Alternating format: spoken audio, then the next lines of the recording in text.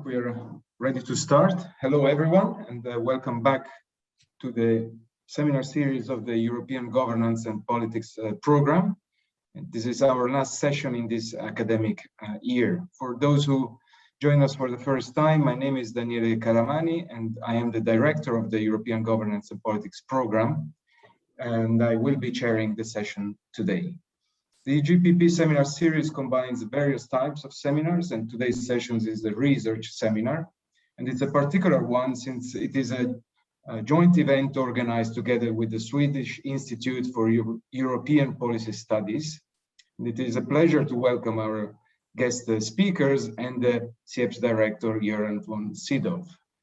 Now, before introducing our speakers, I will give the floor to Professor Renaud Deus, President of the European University Institutes, for his welcome remarks. Thank you very much, President, for being with us today. Please, the floor is yours. Thank you, Daniele, and good morning, everyone. It's a pleasure to be able to join you today. One of my frustrations this year is that I've not been able to attend as many EGPP seminars that I would have wanted, but this one I didn't want to miss because it provides me with an opportunity actually to return to my roots and in particular to a research infrastructure project that we created in Paris quite a few years ago and which forms the backbone of the research presented today by Selma and Valentin. The idea behind this project is that, there is a lot, of course, that gets said and written about EU decision-making processes, but it does not always rest on hard facts and data. And the idea is to fill in this lacuna by creating a database that would, in this case, present all available data on EU legislative procedures since the Maastricht Treaty. We still have a little work to do to go back to the coming into force of the Maastricht Treaties, but it gives you an idea of the time span, pretty large, that is covered by the database. Now, why focus on legislative procedures? It's easy to explain in the framework of an EUI seminar, since a lot has been written over the past 3-4 decades about the place of law and lawmaking in integration. I think, of course, of the big Cappelletti, Weiler and Seccombe integration through law series, but also of the work of Gian Domenico Maione, for instance, who argued that the EU was best understood as a regulatory structure, one of its main task being the adoption of pieces of regulation. By getting the data and making it available to the research community, the idea is, of course, to allow researchers to define their own research projects, which may test variables such as the importance of party politics or the strength or weakness of the legislative, let's say the European Parliament in particular, which is a standard assertion that you find in the literature about European integration. Now, it would be wrong to derive from this an implication that all research needs to be exclusively quantitative. I mean, even if you focus on data, there are a number of interesting puzzles that need to be addressed to explain, for instance, why let's say the resort to formal votes is still even though it's gained ground recently, is still a limited phenomenon in the EU. For this, you need to conduct qualitative research to supplement the hard quantitative evidence that you may gather. So we're not, let's say, pleading in favor of any one approach in particular. Our main task as contributors to some kind of public good is that we want to put the data at the disposal of all researchers interested in such issues. And then it's up to them to form themselves an opinion on the right research question and the best way to address it. And today you will hear Selma and Valentin's take on the question of how COVID has impacted lawmaking in the EU, which is indeed a very interesting topic. Let me simply conclude these few remarks by saying that I'm very happy of the opportunity that we are given to discuss today a contribution that has been sponsored by the Swedish Institute of Policy Studies, which is in a well-known producer of ideas in relation to European affairs. And it's a good opportunity for us to reach out to one of our member countries. So I'm pleased to have with us today SIEPS Director Göran von Sydow, who reminded me that he is also an EUI alumnus, so knows well about this place. So thank you for your attention, and we all look forward, of course, to Selma and Valentin's contribution. Thank you very much, President, for your kind words and for providing us with some context in this kind of research. Today's presenters are Selma Bendjaballah of Sciences Po in Paris, and Valentin Kreilinger, who is a senior researcher at the Swedish Institute for European Policy Studies and representing SIEPS today. They will discuss the long-term trends in EU legislative affairs and the consequences of the pandemic on the working methods of EU institutions. The title is EU Legislative Affairs, Long-Term Trends and Pandemic Challenges. I want to thank you very much, both of you, Selma and Valentin, for accepting our invitation and presenting your research, which is based on the European policy analysis paper, which incidentally is forthcoming, but available also through our website. In terms of format, Selma and Valentin will give an initial presentation of about 40 minutes, and then we go straight to Q&A. Both authors will take questions and comments. You can all ask questions or make remarks by using the hand function on Zoom or writing in the conversation that you wish to take the floor. Thank you very much, everyone, for being with us today, and especially to our speakers. Selma and Valentin, if you're ready, I can give you the floor. If you like to share your screen, please go ahead.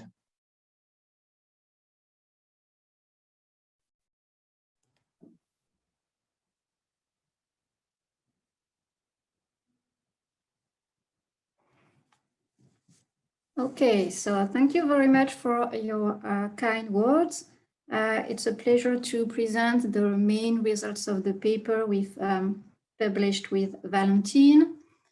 So as it has been said, the main focus of the paper is to see how the legislative process in the EU has changed as a consequence of the pandemic. And so during these times of pandemic, there have been three buzzwords that were stressed for us. This is resilience, adaptation, and democracy. And these three words drive our presentation.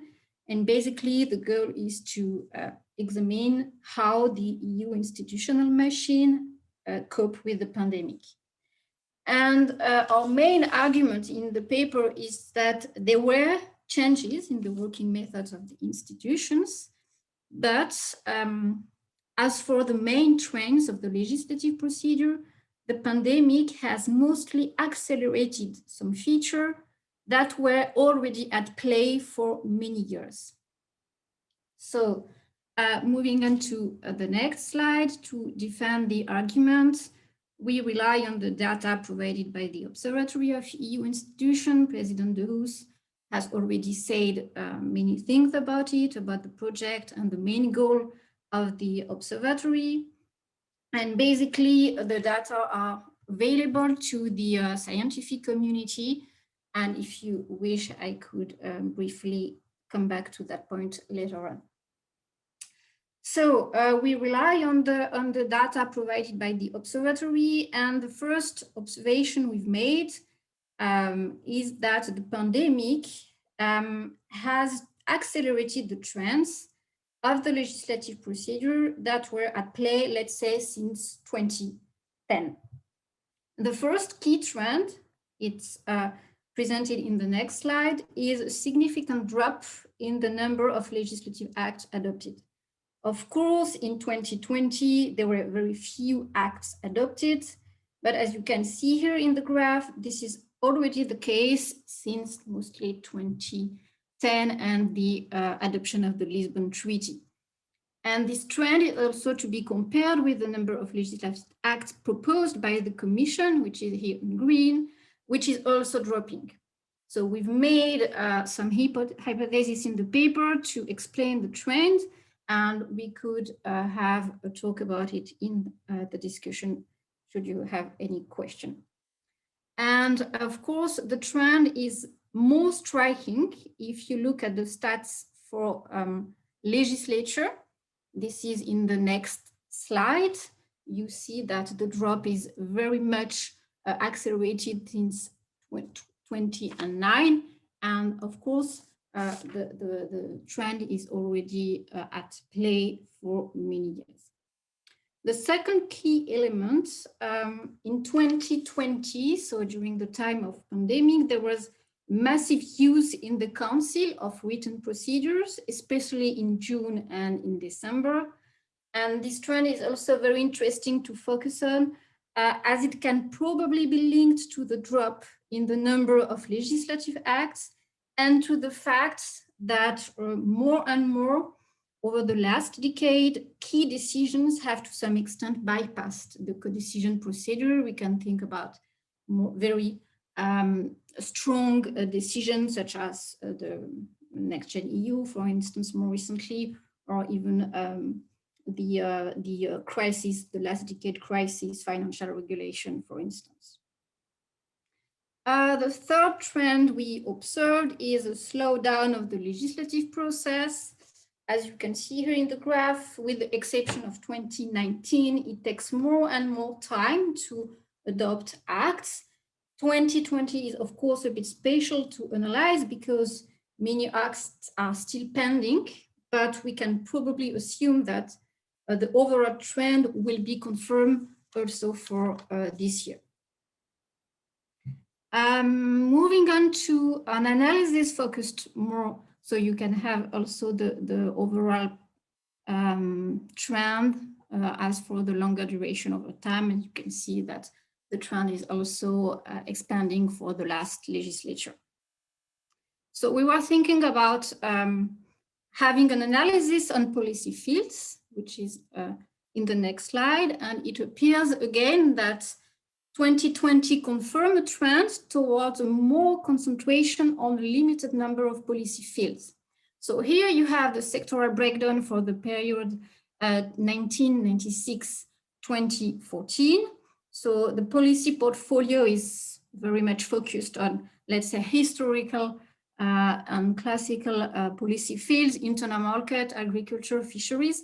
So that does not come as a surprise. And in the last legislature, which appears in the next slide, in 14-19, there was both a shift and a concentration with a strong emphasis on home affairs, with around 20% of the overall portfolio, And when we look at the year 2020, of course, there were very few legislative acts, but all of them were adopted in the financial and in the environmental affairs. So this confirms the trend we observed in the last legislature. The portfolio is a bit more focused on very few policy fields and less towards historical policy matters. Then we were thinking about having a look at the initial timeline in the work program of Ursula von der Leyen. What happened to the work program of the Commission? So out of the 4 goals that Ursula von der Leyen stressed forth in her initial pitch, the Green Deal is probably where the most has been done. The Commission has only started a consultation to fight wage dumping. And as for the 3rd goal about gender equality, there is a strategy which has been published indeed, but many legislative initiatives are blocked and are struck in the Council. But what we found very interesting is that the fact there is a deeper involvement of the European Parliament and the Council in the program for 21. All the 3 institutions published a joint declaration. They agreed on a joint conclusion and policy objective for 21-24. And we found that it was very striking to look at this new cooperation between the 3 institutions. So I now leave the floor to Valentin, and I will keep my first elements of conclusion for the discussion. Thank you very much, Selma, and I'm happy to continue the presentation with the impact of the pandemic on the working methods of the EU institutions. COVID-19 posed a huge challenge to how the EU institutions had been working previously. Physical meetings were too dangerous, traveling was impossible. So the EU institutions tried to continue business as usual as much as possible. They moved parts of the work, of the activities online to continue the work, and the working methods changed with big steps in digitalization and, for instance, the formalizing of video conferences. We can move to the next slides, and we ask, how did the institutions react in terms of their working practices? Did they, for instance, change their rules of procedure, which would be one of the steps that they could undertake? And we find that the responses of the institutions that we examined, Commission, Parliament, Council, and European Council, varied to a great extent. Now, first to the European Commission. The pandemic hit the European Commission when it was preparing to roll out its agenda for the next years. In January 2020, it had just presented its 2020 work program. And as Selma has already said, quite a few legislative proposals were delayed or had to be postponed. But the Commission also tabled new proposals in 2020. The Resilience and Recovery Fund is probably the most important one. So the Commission had to amend its rules of procedures in April 2020 to add a provision for video conferencing. And now the Commission President may, in exceptional circumstances, invite members of the Commission to participate by means of telecommunication systems. That's what the new rules of procedure say. There was in the Commission, as you may remember, a reshuffle directly linked to COVID-19, or to be more precise, it was due to the misconduct of one commissioner. Trade Commissioner Phil Hogan had to resign after breaching COVID-19 rules in his home country, Ireland. And as a consequence, Ireland had to propose a new candidate, Mayor McGuinness, who then took over the financial services portfolio from Executive Vice President Valdis Dombrovskis, who succeeded Hogan as the new Trade Commissioner. There were also positive cases among the commissioners. So the Commission President was tested positive, so there was an impact of COVID on the Commission as an institution, and especially the College. The European Parliament has been particularly affected by COVID-19 because it relies on the physical presence of so many persons, on numerous meetings, and on frequent traveling to and from MEPs' constituencies. Last but not least, MEPs and staff also usually travel to Strasbourg about once a month for the plenary sessions that take place there. MEPs returned to Strasbourg this month in June 2021, and their last plenary session there had been in 2020, in February 2020. They are still able to participate remotely from the liaison offices in member states. And you see a few examples on the picture on the right. This has been possible since October 2020. So MEPs can now go to the office or drive to the office in the member state and even take the floor in the plenary session from there. This had not been possible before. So for a certain period of time, MEPs actually had to travel to Brussels in order to take, or be in Brussels. I mean, quite a few MEPs were in Brussels to take part and speak in plenary sessions. Finally, in order to allow for business to continue, an alternative electronic voting procedure was put into practice. And now MEPs receive a voting paper by email, which they have to print, sign, scan, and send back. That is the current electronic voting procedure.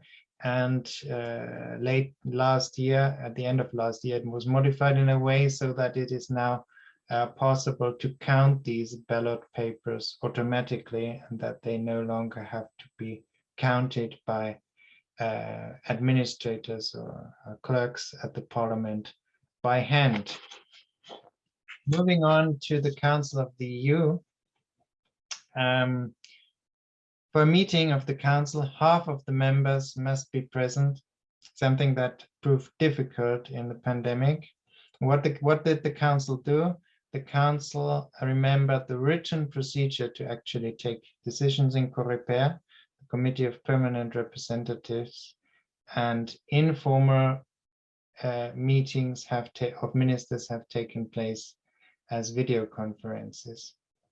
The written procedure, however, requires a unanimous decision for the authorization to use it. So in order to avoid this, the Council adopted a temporary derogation from this requirement in March 2020, and it has been renewed regularly since then throughout the pandemic, and the last time it was renewed was in May 2021, and it is now extended until the 10th of July 2021. And the key question or battle with respect to the written procedure is where the power lies. Does it lie with the permanent representations, or does it lie in national capitals? And I'll come back to this. Finally, video conferences were widely used, and there was a case in November last year where a Dutch journalist intruded an informal EU defense ministers meeting, and you actually see the screenshot of this incident there with the Dutch journalist on the left side in the middle of the picture, and ministers, including the High Representative somehow disturbed and amused and worried because it had happened because the Dutch minister's cabinet had accidentally shared the details of access to the meeting in a photo posted on social media. So this was how it had happened, but it still showed that the video conferencing means were not and are not fully safe. The European Council is, of course, an interesting case in any crisis, because EU crisis management very much relies on the 27 heads of state or government. And in the pandemic, they often could not hold physical meetings either. Then, instead of normal conclusions, new ways of summarizing a summit have emerged. And there were conclusions of the president and oral conclusions of the president, so something by Charles Michel himself. And there were statements and joint statements of the members of the European Council, in addition to the usual conclusions, or the normal conclusions. And so we argue that there was a certain presidentialization of the European Council in 2020, when Charles Michel could single-handedly publish his conclusions. But in early 2021, there has been a shift back to the member states with statements by the members of the European Council. And what is worrying, however, is that these statements seem to have a lower status than normal conclusions. So, for example, for national parliaments, it is more difficult to scrutinize them ex ante. I'm now coming to the consequences that all this has in democratic terms. Here we look at transparency and efficiencies, sufficient scrutiny, and democratic accountability of the legislative process. Just to name the three most important points here. Above all, there were less opportunities to exchange, a direct impact of the restrictions to meet physically. This is true for all institutions, and this is particularly true for trilogues between the institutions, for instance. And I remember that the EGPP had a seminar on this in December last year, where the role of the EP was discussed. And I mean, this was clearly raised as one of the handicaps of the pandemic as well. So the EP was somehow marginalized in the crisis response, and actually the attempt to now hire new staff to scrutinize the recovery fund, which was reported recently, and complaints that there is no sufficient EP involvement, indicate that the European Parliament may have somehow misprioritized its ideas and red lines in the negotiations on the recovery fund, for instance. But this is certainly something for further discussion and further analysis. Secondly, I alluded to this already, but the use of the written procedures has made the Council even less transparent. The chain of delegation is still in place, but the responsibilities of ministers was somehow diluted if they are not actually there to cast their vote. This is something that has also been raised by the Ombudsman in her report.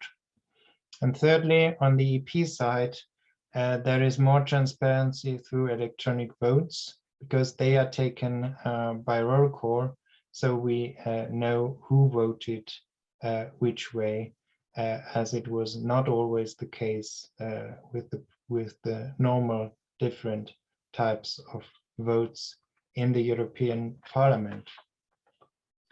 Now, in terms of where does all this put us, and what can we say in terms of the resilience, the adaptation, and the democratic accountability and legitimacy that we have discussed in the beginning?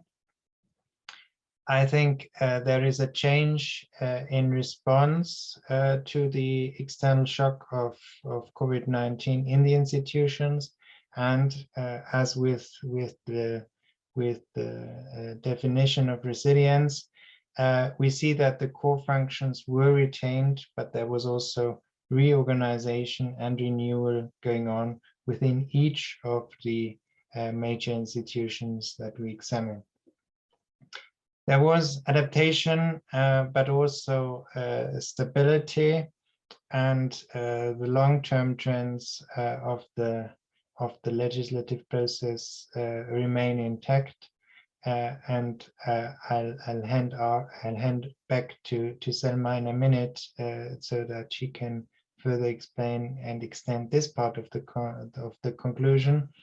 But there was also in particularly continuity in the crisis management. So if we look at the Euro crisis and other crises, we find that through the nature of how the legislative process has evolved and has taken place throughout 2020 and 21, EU democracy has suffered. And with respect to the last point, the question is if this is more negotiation oriented. So it seems that there is an even greater necessity of compromises in the EU system during and after the crisis. Now back to Selma. Yes, okay, just to follow up on the adaptation and on the fact that the long-term trends have been conserved, kept intact. As for the number of acts, or as for the duration of the overall legislative process, we see that the pandemic is not to, it would be a bit quick to conclude that the pandemic was a disruptive event, because as we seen with all the graph, there were some trends which raise questions about the overall EU legislative process and about the evolution of the procedure and the relationships between the three main institutions. But as for the year 2020, the main trends are intact.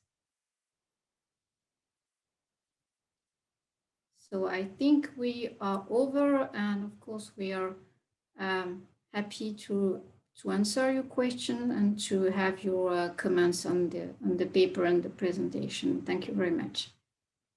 Thank you very much, Selma. Thank you, Valentin. The floor is open for comments and questions.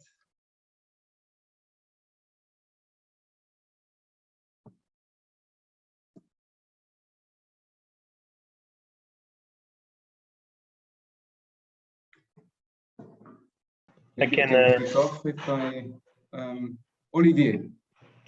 Yes, hello. Hello. Well, congratulations for the presentation.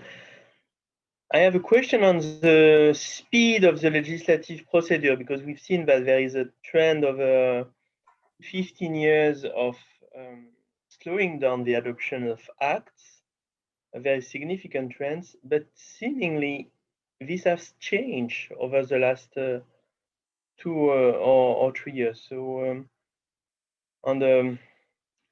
well, if it's 2 or 3 years, it starts to be enough to talk of maybe a new trend. How do you see that?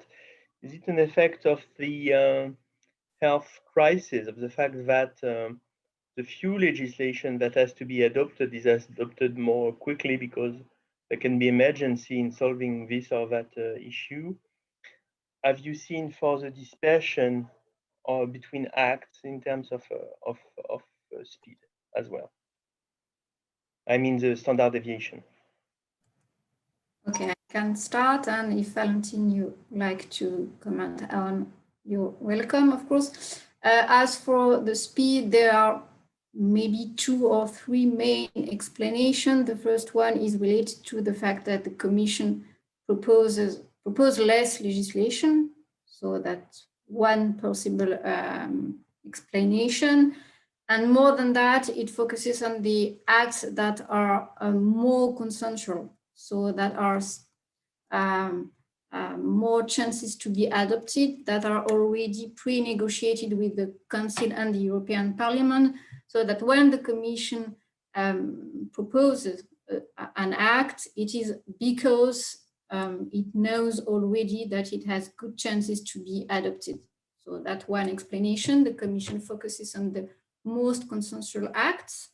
Another explanation we've made in the paper is that the Commission probably makes more extensive use of comitology. So in where it can explain why for the co-decision it's maybe a bit more quick in these recent years. So that's another explanation. And the third one is obviously the fact that many acts over this period have bypassed the co-decision procedures. So when the acts enter into the co-decision procedure, it goes quicker, it goes faster because it is more consensual, and the heavy issues are mainly dealt with another intergovernmental procedure.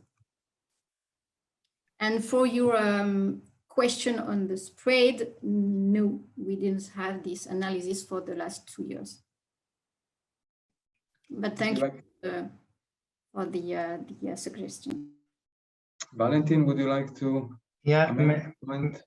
Maybe just adding to what Selma said, and looking a bit of the thinking and the priorities of the von der Leyen Commission, and so also, let's say, trying to anticipate a little bit how this style of the new Commission President, who has now been in office or elected 23 months ago, affects what you were asking, Olivier. I think she is making a much clearer prioritization of the files that she wants to push, and this applies to the Commission as a whole, even more so than it was the case with Juncker. And then we look at all the interinstitutional coordination that is ongoing, the joint programming of the institutions, something that is unprecedented in that respect. And so there is, let's say, a joint institutional effort, which we then see that the legislative files are also likely to move more quickly in a certain way.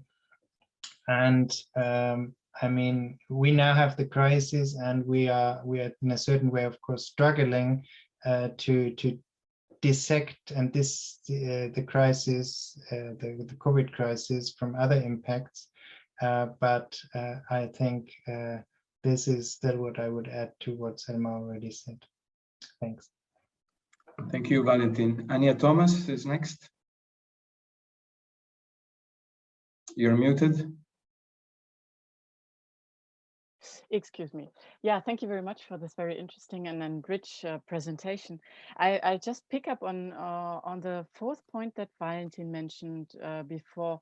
You said that what you saw at the end of the COVID-19 crisis is that once we come out of the COVID-19 crisis, we'll have a greater necessity for compromises between the different, I guess, institutions taking part in the decision making, and perhaps the different levels, I don't know, national and European. Perhaps you could elaborate a little bit more on that, because I was not sure why we should have a greater necessity of compromises here. Our if I may respond directly, our idea behind this is actually that, well, of course, it remains to be seen which institutional innovations and adaptations remain in place.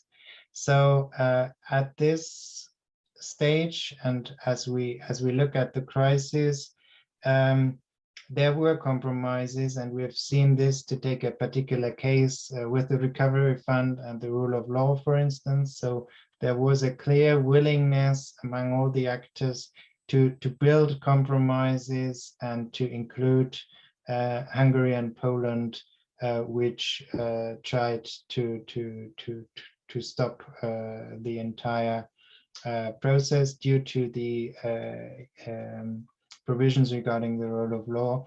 And so the compromise that was eventually found is trying to get everyone on board. The European Parliament is now not too happy because the Commission is not launching the procedures in that respect, so that the rule of law is sufficiently enforced.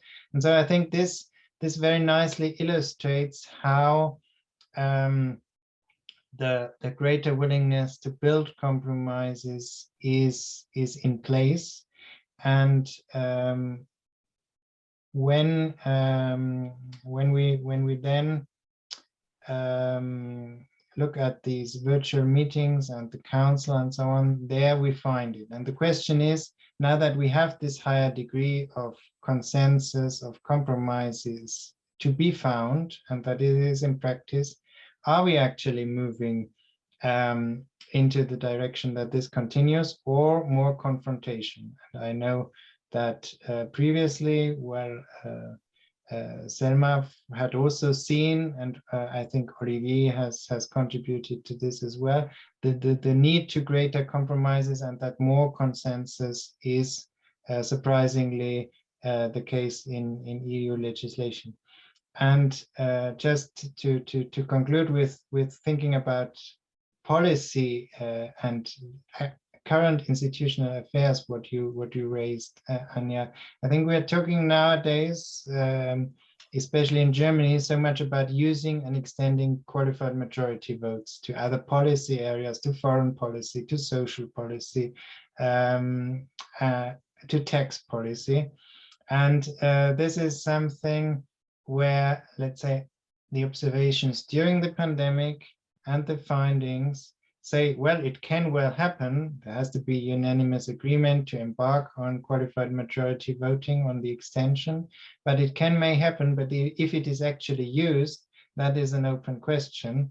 And our findings point to some hesitancy in that direction, so that we see actually greater compromises, even though some governments now and other political actors now show this willingness to do more qualified majority votes, for instance. But even if these possibilities exist, there is still the question if it is actually used. I stop here. Thank you, Valentin. We now have a question from Laura Landorf. Yeah, thank you very much for a very interesting presentation, Valentin. And so I have a question with regard to transparency and voting in the European Parliament, because you argue that actually as a positive development, we see more transparency because we have more in the European Parliament. And I wonder whether you have an insight, what is the reaction of the parliamentarians towards this new transparency? Is this kind of welcome that the voting results is now transparent? And have you an insight into whether also committee voting became more transparent during the pandemic? How is committee voting recorded during the pandemic or in these digital times? Thank you very much. Thank you, Laura. Valentin and Selma. The quality of the sound was not very good, but I think you understood the question. Yes, at least I think I did. So I will start, and then Selma can follow up. Thank you very much for the question, Laura. I think it is a very important question in respect that, well, we argue that there's more transparency, and I must confess that I'm not aware of the specific reaction for that parliamentarians communicated. So I assume, and you have followed these debates also in the past, that they are not always happy about more transparency. I mean, a platform like VoteWatch has been fought by quite a few parliamentarians who didn't like this level of transparency, and therefore I mean, it is now actually the transparency serves for them as the assurance that their votes were recorded in the correct way. So it is a certain way, it ensures that votes are not misrecorded, and therefore they have a self-interest that it is the case in the way it is transparent in that way. With regard to committee votings, I mean, there have been some progress in terms of transparency over the last years, but we have not specifically looked at committee voting for our paper. What we didn't include, but what is an interesting development in that respect, and with respect to electronic voting in committees, is the fact that the Parliament developed an app to vote in committees and to have electronic votes in committees, and that vote was made for Apple devices. So it was only available in the App Store, and to be used only on iPhones and iPads. And quite a few parliamentarians were not at all happy about this because one had to give consent to the conditions of the App Store in order to use the application, and all the data was possibly being read by Apple. So the iVote application was not very well perceived, and then, as far as I know, shelved by the European Parliament. So it is not used any longer, and I think this also shows the difficulties that exist, and I think this would merit, which we couldn't do, a much deeper analysis and investigation, how this actually also changed voting behavior of MEPs, and I mean, as we are now moving out of the pandemic, how the transition is taking place. I mean, this will be quite exciting to look at. So thank you very much for raising this issue. Yes, if I may step in at a more general level, a few MEPs were concerned about the fact that, well, there might be more transparency, but they lost some kind of power in the main decision-making procedure, at least during these times of pandemic, but more generally, when it comes to deal with crisis momentum, the European Parliament and MEPs are concerned by the fact that they are more and more bypassed. So they fear, at least for some of them, that the transparency gain could balance the loss of power. I wonder if I can jump in myself on this transparency issue, and maybe expand it a bit also to the transparency towards the wider public, citizens and voters in particular. I don't know if it's possible to formulate, or if you have already thought about the hypothesis of how actors may use the pandemic and its impact on transparency. I think it would be possible to go in many ways. So use the pandemic to have less transparency. If, for example, you want to pass things that you maybe know will not be hugely popular with the voters, or on the contrary, you may use the pandemic as an opportunity to everything. I mean, nothing is behind closed doors anymore, because I mean, it would not be possible. It would be forbidden by the health regulations. And so basically communicate directly with voters through social media and have an enhanced transparency. But I mean, I think when actors decide to do something, everything is possible. But what would be, and I mean, I wouldn't have the answer, but what would be a hypothesis of which actors would make use of the pandemic in one or the other direction?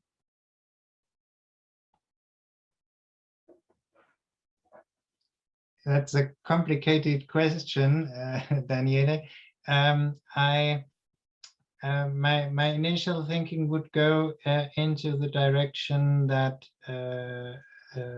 directly elected MEPs are very much pushing into that direction. And I mean, we see that in various instances. The Conference on the Future of Europe, the negotiations there, MEPs have very much pushed towards the openness and the transparency of the exercise, so that the plenary, the ideas of the plenary are duly taken into account by the executive board. So we see in these newly beginning processes, and the Conference on the Future of Europe is one of them, that they are pushing into that direction. And at the same time, for actors that have always pushed for certain secrecy and so on, the whole digitalization is a development where one can never be sure who else is listening in the room of a certain actor. So the secrecy of European Council meetings, of the conferences, where normally we would only have a few officials in the room and relatively confidential discussions between the heads of state or government. This is not possible in a virtual meeting, and therefore issues like discussion about Russia policy, they have to take place at in-person meetings. So here the transparency is not possible due to the secret nature of the topic. But I think this is an issue that then fits into the overall perspective. And well, of course, some actors, and Sweden, the country where I'm working now, and some governments have pushed transparency further, as always, and to continue to see it as a top priorities, while I think others will continue to see it skeptical and try to push back to the old procedures. So this is not yet a formalization of hypothesis, but this is what I would start with. Maybe Selma, you have other more structured ideas. No, I just would add that at the same time, we have this very massive use of written procedure in the EU Council. So I think this is a very strong point to raise, because we've seen that, yes, there are some trends with transparency, but what to do with this massive use, and if it goes on after the pandemic, well, there is also strong concern about that, and how the other institutions will adapt to that new mode of of working would be also interesting to see. Thank you very much. Anya? Yeah, thank you. I just wanted to make a comment on transparency as well, also perhaps in order to think about how the hypothesis could be refined here. The first point is on the different actors that could push for transparency, because Ariadne Report 7 is doing a research project in our EU and COVID-19 cluster on the European Parliament in the COVID-19 pandemic. And what she found, actually, she presented that last week at the SGU conference, is that that within the European Parliament, in particular, party leadership, of course, and all those MEPs taking part in trilogues, etc., have been greatly strengthened, while there was a movement of backbenchers being basically kept out of procedures, and that links also to the question of who does the relay to the citizens and to the public debates. That's one point on different types of actors. And then my second point is, I always feel that we need to be very careful when we talk about transparency, because transparency and democracy are not, we cannot equal them. I mean, transparency has a certain number of advantages for democracy, but of course it has also some drawbacks, for example, on efficiency. That's exactly what you've shown as well.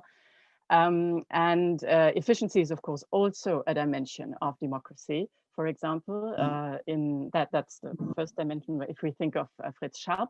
But also, I think what we need to integrate more is that transparency has, I mean, there's something like a culture of democracy. And I think there are member states in the European Union, for example, in which transparency is more important than in others, because the connections with the citizens are working differently. In majoritarian systems, we need more transparency because the power is centralized in the executive and the government majority, while in more consensual political systems, I mean, the transparency actually takes place behind closed doors. That's a bit of a paradox, but it takes place through the social partners which negotiate with the government, etc. So that's to come to your point on actors. There may be perhaps democratic cultural aspects of different groups of MEPs belonging to different countries, which might push for transparency and others not. Yeah, one idea about on this question of democracy and transparency. Thank you. Thank you, Anya. A very interesting contribution. I'm looking at the list of participants. I don't see hands. Please let me know if I'm missing someone.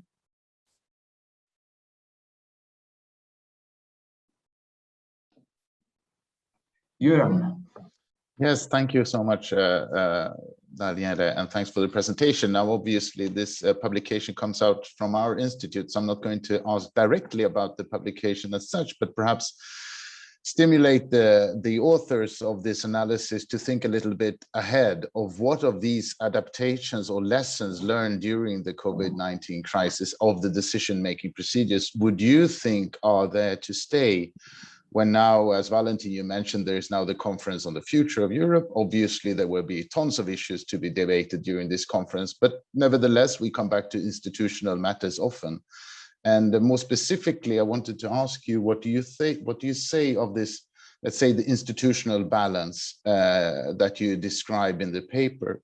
And the more specific point is that in some ways you could understand as what has happened is that the council has lost a bit of its functioning. So it's in one way it's pushed down to the level of ambassadors in Brussels, and the other way is that you push things up to the level of the European Council. And whenever the European Council then is having a more prominent role, which is, for instance, discussed in the context of the decision about the rule of law decision in December, So my question is there a point here whereby some of these efficiency gains that you may have seen during the pandemic, or adaptations, let's say, will have a negative impact on the democratic functioning, and particularly on that of accountability when it comes to the role of the European Council in the European Union architecture? So if you would like to sort of look a little bit ahead, I would be quite interested to hear your thoughts on this. Thank you. Göran, who would like to start? I can start if that's fine with you, Selma. I thank you for the question, Göran, which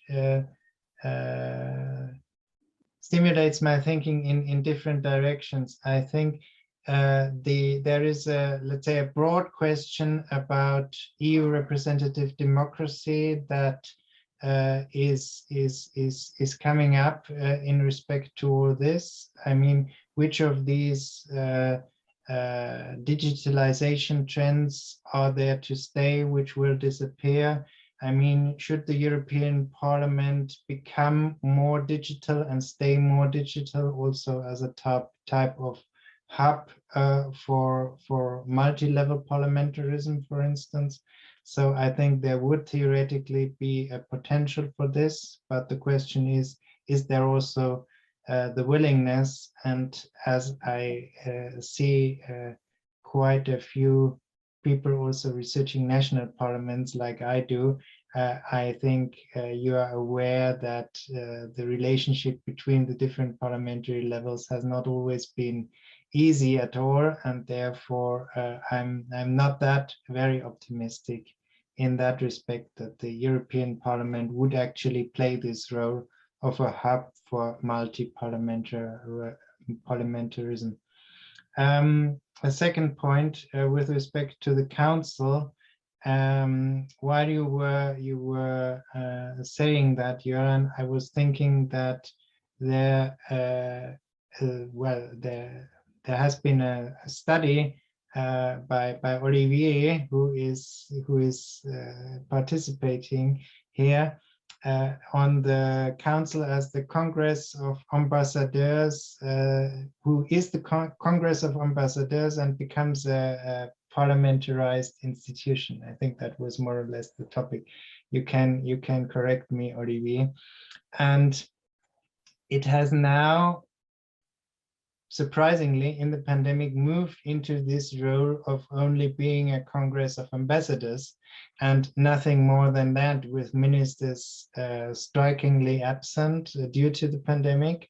And therefore, as you said, Göran, it has lost part of its role. As we argue in the paper, it is less transparent, votes cannot be followed by live stream council meetings and so on. So here is a tremendous loss of stature and status of the council in the community method, I would argue, and we have addressed this in the paper, but not in that extent that we could, because it's only one of the institutions that we are analyzing. Yeah, thank you. Thank you. Selma, maybe something to add? No, just on a very different note, but when we are talking about digitalization and so on and so forth, we also have to think about the opportunities of having a more, let's say, online way of working. I'm just thinking about the online voting perspective, which is one of the main issues for the conference on the future of Europe. And it may be one way to think about the new working, let's say, way of working for the European Union. Thank you, Selma.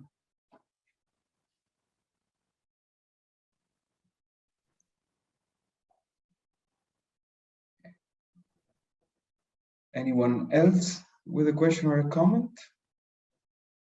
This does not seem to be the case.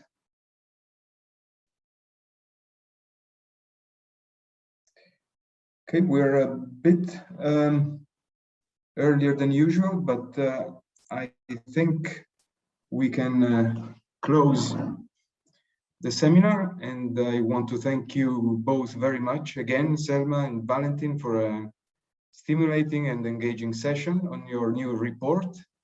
And thank you everyone for attending and for the discussion. This is the last seminar that we have in this academic year. We reconvene on September 15, and the program is shaping up very nicely, and hopefully we will be able to meet in presence. Many of the things that you just said about how much of what we have been doing in the last year is here to stay. Well, I think we all face a bit the same question, how much of the Zoom meetings that we had are here to stay. I hope that we will be able to meet in presence on September 15, but we will be flexible, and we know that other ways of meeting work as well. In any case, I hope that many of you that have attended our seminars this year will be with us again next year. I wish you an excellent rest of the week. I hope to see you in September, and I hope you will have a pleasant and also productive summer. And thank you very much again. Bye-bye. Bye-bye, thank you. Thank you. Thank you. Thank you.